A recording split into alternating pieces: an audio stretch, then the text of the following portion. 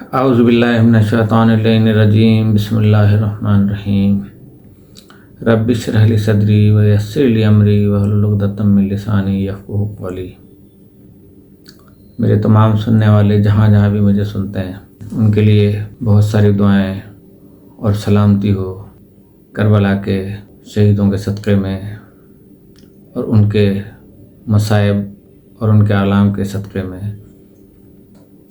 ان کے بیماروں کے صدقے میں، ان کی مصیبتوں کے صدقے میں، آپ سب لوگوں کی جو شرعی اور جائز حاجات ہیں اللہ پاک ان کو پورا فرمائے۔ جو بیمار ہیں بیمار کربلا کے صدقے میں ان کو صحت کلی ہو، طول عمر عطا ہو۔ جو بچے ہیں، جو بوڑھے ہیں، جو بیٹیاں ہیں، جو خواتین ہیں، جو حضرات ہیں، جو بھی جس عمر کا ہو، سب کربلا میں موجود تھے، ان کے صدقے میں اللہ پاک ان سب کو صحت کلی اور ان کی شرعی اور جائز حاجات کو پورا کرے۔ کہ کربلا والوں نے یہی پیغام اور درس دیا تھا، اور انشاءاللہ تعالی جو میری محنت کیا ہے، میں نے تو ڈیوٹی دی ہے، ایک خدمت کی ہے اللہ تعالیٰ کے حضور۔ میری دعا ہے کہ آج 8 محرم، کل اور پرسوں کا دن جو کربلا والوں کے لیے ہے بہت اذیت ناک ہیں۔ اذیت تو 28 رجب سے ہی شروع ہو گئی تھی، جب مدینہ سے ہجرت کی تھی امام حسین علیہ السلام نے اپنے تمام رشتہ داروں کے ساتھ، احباب کے ساتھ، بہنوں بیٹیوں کے ساتھ، اور جو ان کی زوجائیں تھیں ان کے ساتھ۔ لیکن اب جو یہ 3 دن ہے کہ 7 محرم سے پانی بند کیا گیا تھا، 10 محرم کو سب کو شہید کر دیا گیا تھا، اور پھر وہ شام آ گئی کہ جن کا شاید وہ دل میں انتظار کر رہے ہوں گے۔ امام حسین علیہ السلام نے بھی ارشاد فرمایا تھا اور کچھ وصیتیں کی تھی جناب زینب سلام اللہ علیہ۔ تو پروگرام کو شروع کرتے ہیں۔ آج 8 محرم ہے، تو بسم اللہ الرحمن الرحیم۔ اللہ تعالیٰ فرماتا ہے اپنے کلام مجید میں کہ کوئی خدا کے سامنے بغیر اس کے اذن کے شفاعت نہیں کر سکتا۔ اس سے معلوم ہوتا ہے کہ شفاعت ہو سکے گی مگر یہ کام وہی کر سکے گا جس کو خدا نے اس کی اجازت دی ہوگی۔ ہر نبی و مرسل اپنی امت کا گواہ بن کر روز قیامت پیش خدا آئے گا، یعنی جو کچھ اعمال نیک و بد انہوں نے کیے ہوں گے ان کی تصدیق کرے گا، اور ان سب کے بیانات کی تصدیق سرور انبیاء صلی اللہ علیہ وآلہ وسلم کریں گے۔ حضرت کی گواہی اس لیے نہ ہوگی کہ معاذ اللہ انبیاء دروغ گو یا کسی کا پارٹ لینے والے ہیں، بلکہ صرف بغرض توثیق اور اتمام حجت ہوگی، تاکہ دشمنان انبیاء یہ نہ کہہ سکیں کہ انہوں نے ہماری عداوت میں ایسا کیا، باقی کسی سے انہوں نے شفاعت کا اظہار نہیں کیا، نہ کوئی سوال پوچھا۔ لیکن گواہی کے ساتھ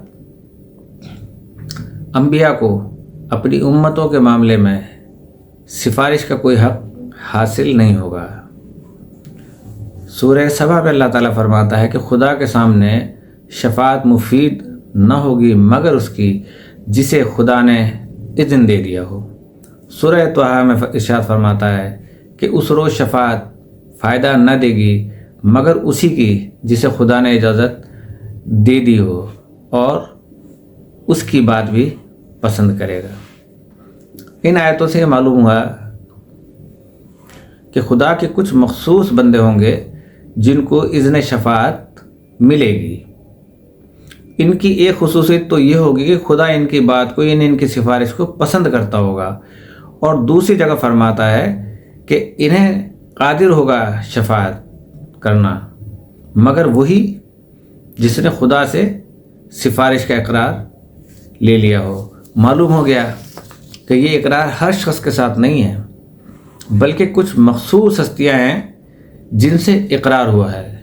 اس سفارش کا آخری درجہ مخصوص ہوگا خاتم الانبیاء سے، کیونکہ وہ تمام امتوں کے حالات سے باخبر ہوں گے اور اپنی امت کے حال سے بھی۔ صرف آن حضرت کی امت میں ہونا شفاعت کے لیے کافی نہیں، کیونکہ آپ نے اور آپ سے تمام امت نے یکساں ہدایت حاصل کی ہے۔ آن حضرت کی ہدایت کی مثال آفتاب کی سی ہے، وہ ہر جگہ روشنی ڈالتا ہے، خشکی پر، تری پر، دریاؤں پر، جنگلوں پر، نباتات پر، پہاڑوں پر، اور ہر کوئی اپنی اپنی استعداد کے مطابق اس سے فیض حاصل کرتا ہے۔ سمندروں پر اس کے چمک سے جو ہے وہ بخار پیدا ہوتا ہے، بخارات بنتے ہیں، اور اس سے بادل بنتے ہیں، بادل سے مینا برستا ہے، زمین زندہ ہوتی ہے، پہاڑوں پر برف پگھلتا ہے، اور اس سے چشمے پھوٹتے ہیں، دریا بہتے ہیں۔ اس سورج کی گرمی سے ہوا میں حرارت پیدا ہوتی ہے، اس سے آندھی آتی ہے، بگولے اٹھتے ہیں، زرخیز زمینوں میں سبزی پیدا ہوتی ہے، مگر کھاری زمینوں پر کوئی اثر نہیں ہوتا ہے، بنجر زمینوں پر کوئی اثر نہیں ہوتا ہے۔ صاف چٹانوں پر کتنی ہی بارش پڑے ان کا کوئی فائدہ نہیں ہے۔ پاک صاف دل دریاؤں سے مشابہ ہیں۔ جب دینی ہدایت کے بادل دلوں سے اٹھتے ہیں تو لوگوں کے قلوب زندہ ہو جاتے ہیں، اور فاجر و فاسق اور منافق کی مثال کھاری زمین کی مانند ہے جہاں ہدایت کی تخم کاری ہوتی ہی نہیں۔ اللہ نے اپنے نور کی جلوہ ریزی رسول پر کی، اور رسول نے امت پر بس جس کا جو ظرف تھا اس نے اتنا ہی فیض حاصل کر لیا۔ کوئی مومن بنا تو کوئی کامل ایمان، کوئی منافق بنا تو کوئی منافق گو، کوئی ضعیف البیان بنا تو کوئی معنق القلوب۔ باغ کی سرزمین جب بارش ہوتی ہے تو کتنے مختلف اثرات دکھاتی ہے۔ کہیں تو لالا و گل سے کیاریاں مہکنے لگتی ہیں، کہیں سبزے سے روشنیاں لہک اٹھتی ہیں، کہیں ہرے بھرے پودوں میں پھول کھلنے لگتے ہیں، کہیں اس سے زمین پر خاردار جھاڑیاں بھی اگاتی ہیں، ببول کے لمبے لمبے نوکیلے کانٹے بھی پیدا ہو جاتے ہیں۔ زمین ایک، پانی ایک، فضا ایک، ہوا، مگر حالت سب کی ایک نہیں۔ ایک کیاری میں آم کی گٹھلی دبائی گئی تھی، اور اس کے پاس ہی ترش لیمو کا تخم بھی تھا، اس کا بیج بھی ڈالا گیا تھا۔ جب درخت اگے تو الگ الگ پھلوں کا مزہ ہوا، تو الگ الگ نہ ایک جگہ بیج دبانے سے کڑوے پھل کو میٹھے سے فیض پہنچا، اور نہ ایک کیاری میں پرورش پانے سے وہ کھٹا ہی رہا، آم میٹھا ہی رہا۔ ساتھ ساتھ جڑیں بھی آپس میں مل رہی ہیں، اس کے باوجود ایک کیاری میں پرورش پانے سے، کیونکہ جس کا جو ظرف تھا اس نے وہی حاصل کیا۔ بس غور طلب بات یہ ہے کہ جب رسول کی ہدایت سب کے لیے یکساں نہیں ہے تو پھر ان کی منزلت بھی نگاہ رسول میں یکساں نہ ہوگی۔ لہذا ایسی صورت میں ناممکن ہے کہ آن حضرت کی شفاعت کا حق سب کو پہنچ جائے، بلکہ صرف انہی لوگوں کو پہنچے گا جنہوں نے پوری طرح نبی کریم صلی اللہ علیہ وسلم کا اتباع کیا ہوگا، اور جس مقصد کے لیے رسول بھیجے گئے تھے اس کی تکمیل میں رسول کو مدد دی ہوگی۔ ہر درخت کی وقت اس کے پھل سے ہوتی ہے، نہ کہ کسی زمین کے لحاظ سے، نہ کسی مال کی صحیح و کوشش کے لحاظ سے، نہ فضا و ہوا کے لحاظ سے۔ اگر پھل شیریں اور صحت بخش ہے تو لوگ خود بخود اس کی طرف کھنچتے ہیں۔ اگر اس کے پھولوں کے اندر مہک ہے تو اس کی طرف لوگوں کی طبیعت ضرور مائل ہوتی ہے۔ انسان کو اگر درخت مانا جائے تو اس کے پھل اور پھول اس کے اعمال ہوں گے۔ تصور کریں کہ آپ درخت ہیں تو جو اعمال ہوں گے وہی آپ کا پھل ہوگا، اور اعمال کی اچھائی کا نتیجہ نجات ہے، اور برائی کا نتیجہ آپ کے سامنے۔ عمل نیک نام ہے احکام خدا کی پرخلوص اطاعت کا، جو اس پر ایمان لانے کے بعد ہو، ورنہ یوں تو عمل مشرک و کافر و لامذہب بھی کرتے ہیں، مگر چونکہ ایمان باللہ نہیں، اور جو احکام خدا نے اپنے انبیاء و مرسلین کے ذریعے سے بھیجے ہیں ان کو صحیح طور پر بجا لایا نہیں گیا، لہذا وہ سب قابل رد ہیں۔ ایسے ہی لوگوں کے متعلق اللہ تعالیٰ فرماتا ہے کہ سب سے سخت عمل کرنے والے ہیں مگر وہ جہنم کی آگ کوتاہ میں ہوں گے، بہت ہی تہ کے اندر ہوں گے۔ رسول تو صرف ان لوگوں کی سفارش کر سکیں گے جن کی سفارش کی اجازت خدا دے گا، اور خدا انہی کی سفارش کی اجازت دے گا جو اس کے اوپر سچے دل سے ایمان لائے ہوں اور جنہوں نے اس کے احکام کے مطابق عمل کیا ہوگا۔ جس طرح دنیا میں انسانی کوششوں کے نتیجے مختلف ہوتے ہیں، اسی طرح خدا کے سامنے بھی ان کے اعمال مختلف اور نتائج بھی ہوں گے الگ۔ دنیا میں انسان کی کوششوں کے جانچنے کا معیار اور ہے اور خدا کے سامنے اور ہوگا۔ اور چونکہ ابنائے روزگار صاحب کوشش کی دلی حالت سے واقف نہیں ہوتے، اس لیے وہ قیاسات سے کام لے کر غلط نتائج نکال لیتے ہیں، اس لیے اکثر نیک کوششیں رائگاں جاتی ہیں۔ لیکن خدا چونکہ ہر دل کی بات کو جاننے والا ہے، لہٰذا وہاں پر کسی کی پرخلوص کوششیں رائگاں نہیں جائیں گی۔ انسان کی نجات کا سب سے پہلا شفیع اس کا عمل خیر، اور جب خیر ہے تو دوسرا شفیع وہ ہوگا جس کو خدا نے شفاعت کی اجازت دی ہے، یعنی آپ خود اپنے شفیع ہوں گے۔ جو آپ کا عمل اور آپ کا کردار ہوگا اگر وہ ایسا ہے کہ جو شفاعت کر رہا ہے آپ کے روح کی، آپ کے جسم کی، تو پھر نبی کریم صلی اللہ علیہ وسلم ان کو شفاعت کی اجازت دیں گے۔ کوئی یہ نہ کہے کہ جب عمل کو حق شفاعت پہنچتا ہے تو پھر دوسرے کی ضرورت کیا رہی۔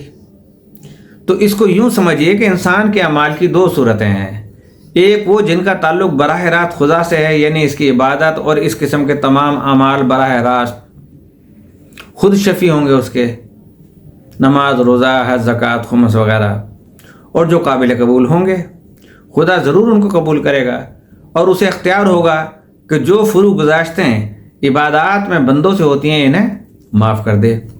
لیکن دوسری قسم اعمال کی وہ ہے کہ جس کا تعلق بندوں سے ہے، یعنی اگر کسی نے صلہ رحم نہیں کیا، یا کسی کے حق کو مار لیا، یا کسی کو قتل کر دیا، تو یہاں اعمال کی سفارش بیکار ہوگی، بھلے چاہے میں نے کتنے ہی اعمال کیے ہیں، وہ میری شفاعت کے راستے میں رکاوٹ بن جائیں گے اور ان کی شفاعت کام نہیں آئے گی۔ بعض گناہ تو ان میں قابل معافی ہوں گے ہی نہیں، جیسے مومن کا قتل عمدن، اور بعض ایسے ہوں گے کہ جن کا عوض مظلوم کو دلایا جائے گا، لیکن وہاں مال و زر، مویشی و املاک تو ہوں گے نہیں کہ ایک دوسرے کے نقصان کو پورا کر دے، وہاں تو عمل کا بدلہ عمل ہی سے ہوگا۔ اس موقع پر بندہ مومن کے حق میں معصومین کی شفاعت کام دے گی۔ یہ تو ظاہر ہے کہ رسول کا حق کافتاً ناس پر ہے، بس جن لوگوں نے حق رسول ادا نہیں کیا وہ ضرور رسول کے مجرم ثابت ہوں گے۔ جس طرح ایک دوسرے کا دامن اپنے حق طلبی کے لیے پکڑے ہوئے ہوگا، اسی طرح رسول بھی اپنے گناہگار کا دامن پکڑے ہوئے ہوں گے۔ اب شفاعت کی صورت یہ ہوگی کہ آپ اپنے مجرم سے فرمائیں گے میں تجھ کو اس صورت میں بخش سکتا ہوں کہ تو میرے دوست کا گناہ بخش دے۔ لہٰذا اس طرح محبان رسول کو اپنے ماخذہ داروں سے نجات ملے گی۔ رسول کی طرح حق شفاعت آل رسول کو بھی پہنچے گا، کیونکہ انہوں نے اپنی زندگیاں کار خدا کے لیے وقف کر دی تھیں اور ایک آن واحد کے لیے بھی حکم خدا کی خلاف ورزی نہیں کی، اپنی جانیں اس کی راہ میں قربان کر دیں۔ حق شفاعت سے محروم کرنے والا کوئی امر چونکہ ان سے سرزد ہی نہیں ہوا، لہٰذا وہ بھی شفیع ہوں گے۔ اللہ نے چونکہ ان کی مودت کو تمام مسلمانوں پر فرض قرار دے دیا ہے، کلام پاک میں آیتیں ہیں اس کے متعلق، اور اس کو اجر رسالت فرمایا ہے، لہٰذا جنہوں نے ان کا حق ادا نہ کیا اس کا دامن ان کے ہاتھ میں ہوگا، اور وہ اپنے دوست کو اس طرح نجات دلائیں گے جیسے رسول۔ تفسیر طنطاوی میں ہے کہ روز قیامت تین شفیع ہوں گے، انبیاء، علماء اور شہداء، لیکن صاحب تفسیر نے عمومیت کا درجہ دے دیا ہے، کیونکہ ایسا نہیں ہے، بلکہ تینوں گروہوں میں صرف وہی لوگ شفیع ہوں گے جن کے متعلق فرمایا گیا ہے کہ جنہوں نے خدا سے عہد و اقرار لے لیا ہوگا، اور یہ وہی لوگ ہوں گے جنہوں نے اپنے نفس کو مرضی الہی کے عوض بیچ دیا ہوگا۔ ایسا گھر جس میں شفاعت کرنے والوں کے یہ تینوں گروہ موجود ہوں سوائے محمد و آل محمد کے، دوسرا مل ہی نہیں سکتا ہے۔ اس گھر میں نبی ایسا ہے جو سید الانبیاء والمرسلین، اور عالم ایسا جو مصداق من عند ام الکتاب ہے، اور شہید ایسا جو سید الشہداء ہے۔ بس کوئی وجہ نہیں کہ اس شرف و فضل کے ہوتے ان کو حق کے شفاعت حاصل نہ ہوں۔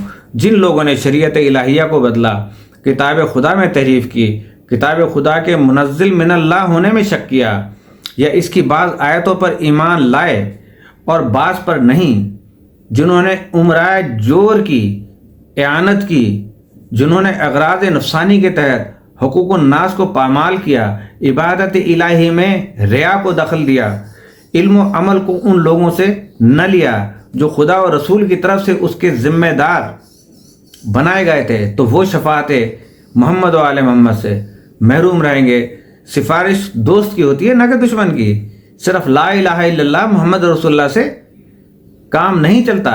یہ گواہی تو منافق بھی دیتے تھے، مگر خدا نے ان کو جھوٹا قرار دیا کیونکہ وہ اقرار صرف زبانی تھا، جیسا کہ سورہ منافقین میں اللہ تعالیٰ فرماتا ہے کہ یعنی منافق تمہارے پاس آئیں اور کہیں ہم اس کی گواہی دیتے ہیں کہ آپ اللہ کے رسول ہیں، اور اللہ بھی جانتا ہے کہ آپ اللہ کے رسول ہیں، لیکن اللہ اس کی گواہی دیتا ہے کہ منافق جھوٹے ہیں۔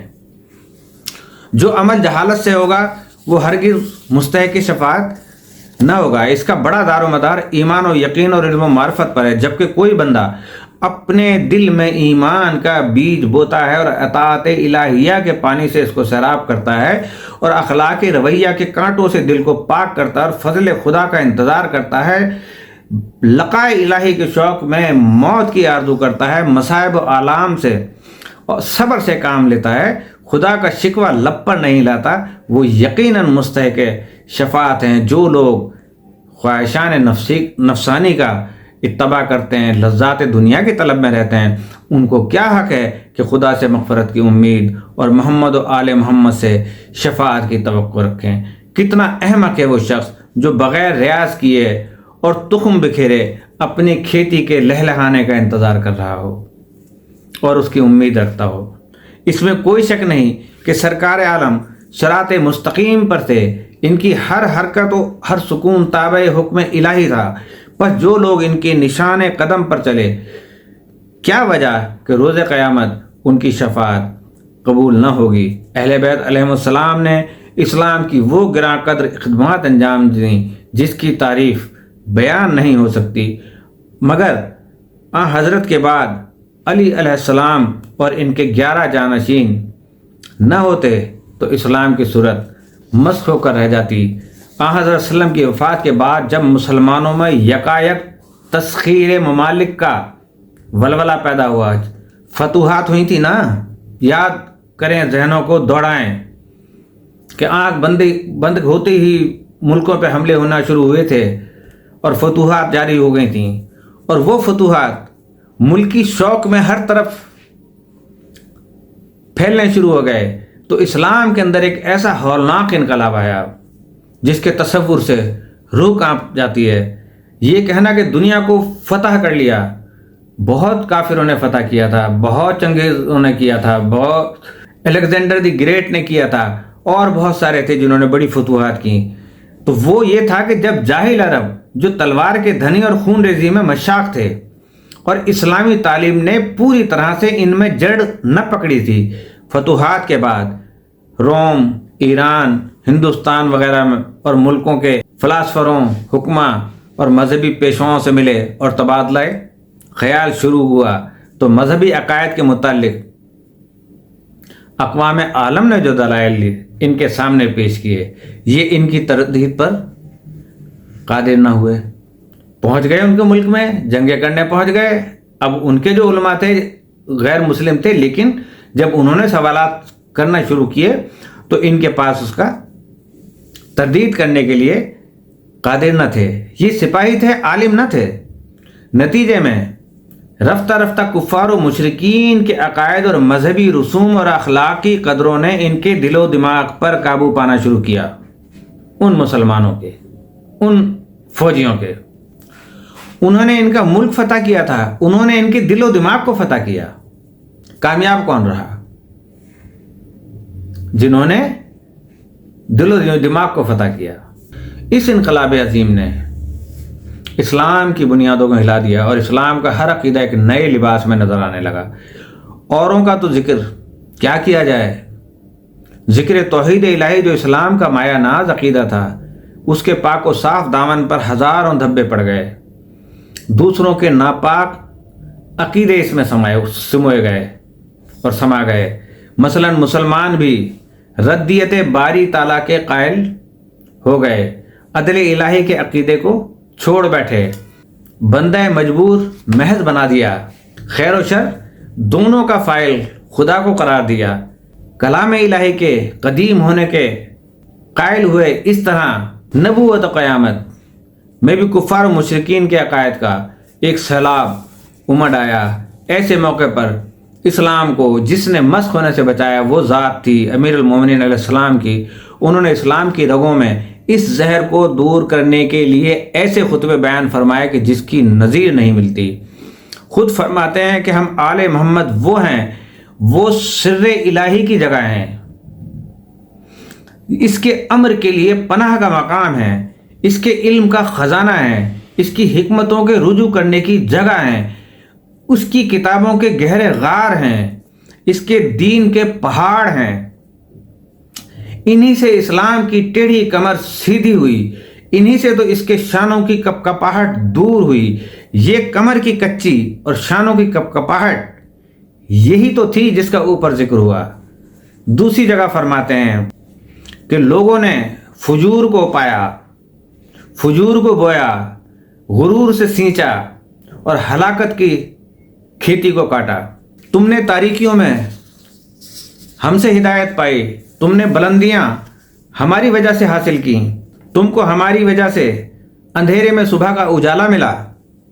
یہی ہولناک انقلاب تھا جس نے یزید کے دور میں اسلام کی صورت بالکل ہی مسخ کر کے رکھ دی۔ اب تک تو اس کا رونا تھا کہ آیات قرآنی کی تعویلیں نئی ہو رہی تھیں، عقائد کے سانچے بدلے جا رہے تھے، لیکن یزید کے دور میں تو قیامت آئی کہ اس نے قرآن کی تنزیل اور سرور انبیاء کی نبوت سے ہی انکار کر دیا۔ اور اس کا جو مشہور شعر جو میں پہلے بھی بیان کر چکا ہوں کہ بنی ہاشم نے ملک کے لیے ایک کھیل کھیلا تھا، نہ کوئی فرشتہ ان کے پاس آیا تھا، نہ کوئی وحی نازل ہوئی تھی۔ فرمائیے اس کے بعد اسلام میں رہ کیا گیا؟ نہ قرآن منزل من اللہ رہا، نہ رسول منصوص و منصوب من اللہ رہے۔ جب بنیادی چیزیں ہی اپنی جگہ سے ہٹ جائیں تو اس کے بعد دیگر عقائد کا ذکر ہی کیا؟ چونکہ اس کا ایمان نہ کتاب خدا پر تھا نہ رسول کی رسالت پر، لہٰذا اس نے نہایت بے باکی سے حلال محمدی کو حرام کیا اور حرام محمدی کو حلال کر دیا۔ اب غالباً میرے سننے والوں کو اس سوال کا جواب دینے میں کوئی دقت محسوس نہ ہوگی کہ اگر واقع کربلا نہ ہوتا تو کیا ہوتا۔ حسین علیہ السلام کا فرض تھا کہ اس عقیدہ باطل کو روکیں۔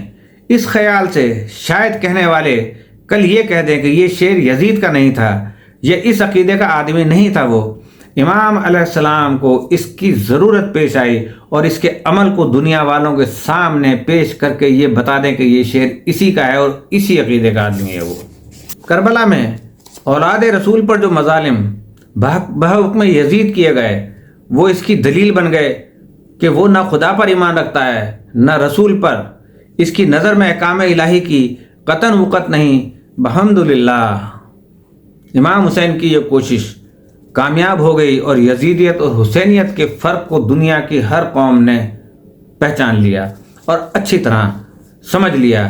غضب خدا کا قرآن کہتا ہے کہ جس نے ایک بندہ مومن کو عمدن قتل کیا اس کی جزا جہنم ہے۔ یزید نے 1 2 نہیں 72 مومنان کامل کو قتل کرایا۔ پھر مومن بھی کیسے؟ رسول اللہ کے کلیجے کے ٹکڑے، آنکھوں کا نور، سردار شباب اہل الجنہ، جن کے متعلق رسول نے فرمایا تھا کہ حسین مجھ سے ہیں، میں حسین سے ہوں، جس نے اسے ستایا اس نے مجھے ستایا، اس کی جنگ میری جنگ ہے، اس کی صلح میری صلح ہے۔ حسین علیہ السلام کے ساتھ جو لوگ شہید ہوئے وہ معمولی انسان تو نہ تھے، وہ قاریان قرآن تھے جو ایک رات میں پورا قرآن پڑھتے تھے، وہ حافظان قرآن تھے، ان میں اصحاب رسول بھی تھے، فقیہ زمانہ بھی تھے، زہاد و عباد بھی تھے، پیغمبر کی شبیہ بھی تھے، پیغمبر کے خاندان والے بھی تھے۔ اگر کافروں سے مقابلہ ہوتا تو شاید وہ بھی انسانی اصول کو اس بے پرواہی سے تاک نسیاں پر نہ رکھتے جس طرح ان نام نہاد مسلمانوں نے رکھے۔ امام رضا علیہ السلام فرماتے ہیں کہ محرم وہ مہینہ ہے کہ جس میں کفار و مشرکین میں بھی لڑائی کو حرام تصور کیا جاتا ہے، لیکن اسی مہینے میں ہمارے خون بہائے گئے اور ہماری حتک و حرمت کی گئی اور ہماری ذریت کو قید کیا گیا۔ کون سا ظلم تھا جو ان ظالموں نے نہ اٹھا رکھا؟ انتہا یہ کہ شقی انسان بھی کم سن بچوں پر رحم کرتا ہے، لیکن ان ظالموں کو ان پر بھی رحم نہ آیا۔ معصوم بچوں پر پانی بند کر کے ان کو تڑپایا، سامنے دریا بہہ رہا ہے اور اولاد رسول پانی سے محروم ہے، سگ و خوک سب پانی کو پی رہے ہیں۔ وہ ذریت رسول پہ بند تھا صرف۔ خیموں سے بار بار پیاسے بچے آواز العطش العطش بلند کرتے تھے اور ان سنگ دلوں کے دل و دماغ پر چوٹ نہ پڑتی تھی۔ کس کی طاقت ہے کہ شب عاشورہ ان بچوں کی بے چینی کا نقشہ کھینچے؟ بار بار خالی کوزے لے کر درے خیمے پہ آتے تھے اور آواز العطش العطش بیان بلند کرتے تھے، جس کو سن کر انصار حسین کے دلوں پر خنجر لگتے تھے، مگر بے بس تھے۔ کیا کرے؟ کس طرح سے ان کی پیاس بجھانا ممکن؟ کسی طرح سے بھی ان کی پیاس بجھانا ممکن نہ تھی۔ یہ رات کس طرح ان معصوم بچوں نے گزاری، اس کا اندازہ وہی کر سکتے ہیں جو ان کے حال زار کو دیکھنے والے تھے۔ عاشورہ کے دن تو ان غریبوں میں اتنی جان بھی باقی نہ تھی کہ اپنے دل کا حال بیان کر سکتے۔ حسین کی چھوٹی سی بچی جس کا سن 4 سال کا تھا بار بار غش کھا رہی تھی جب سب بچوں نے آ کر گھیرا اور کہ سکینہ تم چچا کو بہت پیاری ہو، ہمارے ساتھ ان کے پاس چلو اور فریاد کرو، یقین ہے کہ وہ ضرور پانی کی کوئی نہ کوئی سبیل نکالیں گے۔ معصوم بچی سب کو لے کر درے خیمہ پر آئی، نحیف آواز میں کہا میرے چچے عباس کو بلا دو۔ کسی نے جا کر جناب عباس سے کہا اے قمر بنی ہاشم، اے ہاشم کے چاند، آپ کو آپ کی بھتیجی سکینہ درے خیمہ پر بلا رہی ہیں۔ جناب عباس آئے، بچی چچا سے لپٹ گئی اور رو کر کہنے لگی کیوں چچا، کیا آپ مدینے سے ہمیں اسی لیے لائے تھے کہ اس طرح پیاس سے تڑپائیں؟ چچا جان اب میرا دم ہونٹوں پر آ گیا ہے، کوئی دم جاتا ہے کہ آپ اپنی بھتیجی کو مرا ہوا سن لیں گے۔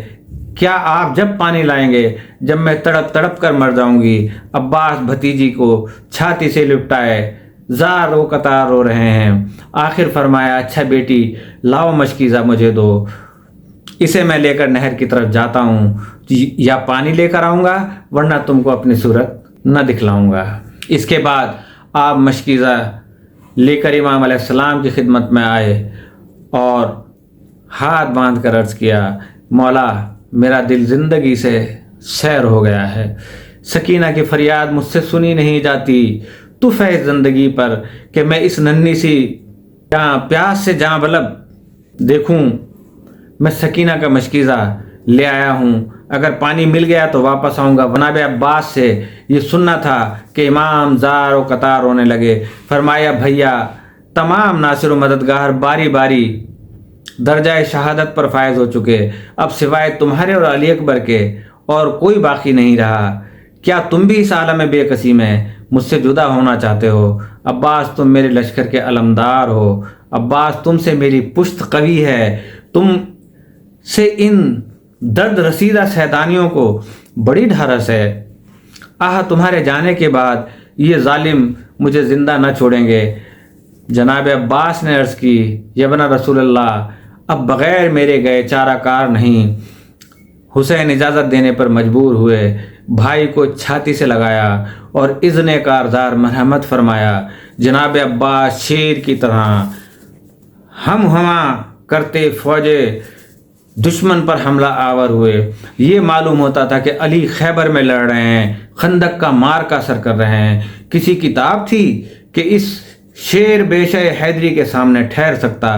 صفوں کو الٹتے، لاشوں کو انبار لگاتے، تیروں کا مینا برساتے، خون کی ندیاں بہاتے چلے جاتے تھے، یہاں تک کہ نہر میں داخل ہو گئے۔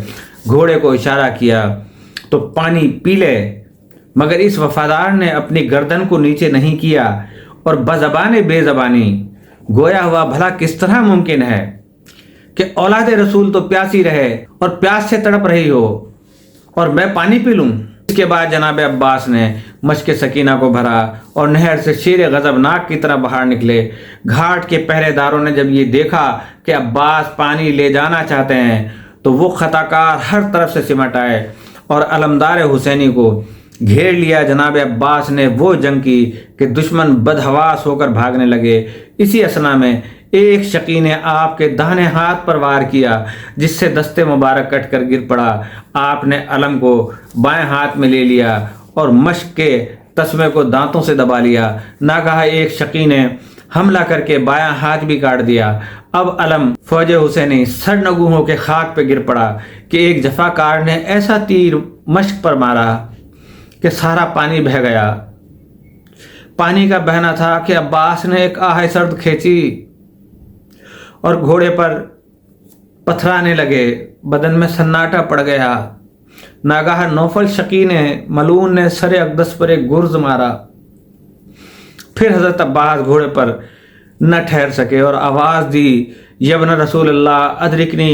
یہ آواز سنتے ہی امام مظلوم گھبرا گئے، کمر کو ہاتھوں سے پکڑ لیا اور آخر فرمایا کہ اب حسین کی کمر ٹوٹ گئی اور راہ چارہ مسدود ہو گئی۔ علی اکبر چلو، میرا 32 برس کا بھائی، میرا قوت بازو، میری فوج کا علمدار، میرے بچوں کا سکہ مجھے پکار رہا ہے۔ علی اکبر کو ساتھ لے کر امام مظلوم نہر کی جانب روانہ ہوئے۔ بار بار کہتے تھے، بھیا عباس میں آ رہا ہوں۔ راستے میں 2 جگہ امام مظلوم گھوڑے سے اترے اور اپنے وفادار بھائی کے کٹے ہوئے ہاتھ اٹھائے، چھاتی سے لگایا۔ یہ میرے بھائی کے وہ ہاتھ ہیں جو میری نصرت میں قلم ہوئے۔ الغرض جس طرح بنا وہاں پہنچے جہاں علی کا شیر خاک پر پڑا دم توڑ رہا تھا۔ بے اختیار بھائی سے لپٹ گئے، سر کو گود میں رکھا۔ عباس میرے پیارے بھیا، کیا حال ہے؟ عرض کی، مولا اب کوئی دم میں یہ غلام آپ سے رخصت ہو رہا ہے۔ فرمایا، بھیا عباس اگر کوئی آرزو ہو تو بیان کرو۔ عرض کی، بس آخری تمنا یہ تھی کہ آپ کے روح مبارک پر نظر کرتے کرتے میرا دم ٹوٹتا۔ فرمایا، پھر کیا چیز مانے ہیں؟ عرض کی کہ ایک آنکھ میں تیر پیوستہ ہے، دوسری میں خون بھرا ہوا ہے، کس طرح دیکھوں؟ امام علیہ السلام نے دامن سے آنکھ کا خون صاف کیا۔ جناب عباس نے حسرت بھری نظر چہرہ امام پر ڈالی۔ حضرت نے فرمایا، عباس کوئی وصیت کرنی ہو کرو، اگرچہ میں بھی پناہ سات کے بعد اس دنیا سے رخصت ہونے والا ہوں، مگر قاعدہ ہے کہ مرنے والے سے پوچھا جاتا ہے کہ کچھ کہنا ہے۔ عرض کی، میری وصیت یہ ہے کہ آپ میری لاش کو یہیں چھوڑ دیں، خیمہ گاہ میں نہ لے جائیے۔ پوچھا کیوں؟ عرض کی کہ اول تو آپ میں اتنی طاقت نہیں کہ میری لاش کو اٹھا سکیں، علی اکبر کی مدد سے بھی یہ کام نہ ہو سکے گا۔ دوسرے مجھے سکینہ سے ندامت ہے، میں وعدہ کر کے آیا تھا کہ پانی لے کر آؤں گا۔ اس بچی کی پیاس نہ بجھا سکا۔ اب میں اپنی صورت اس امید بھری بچی کو دکھانا نہیں چاہتا۔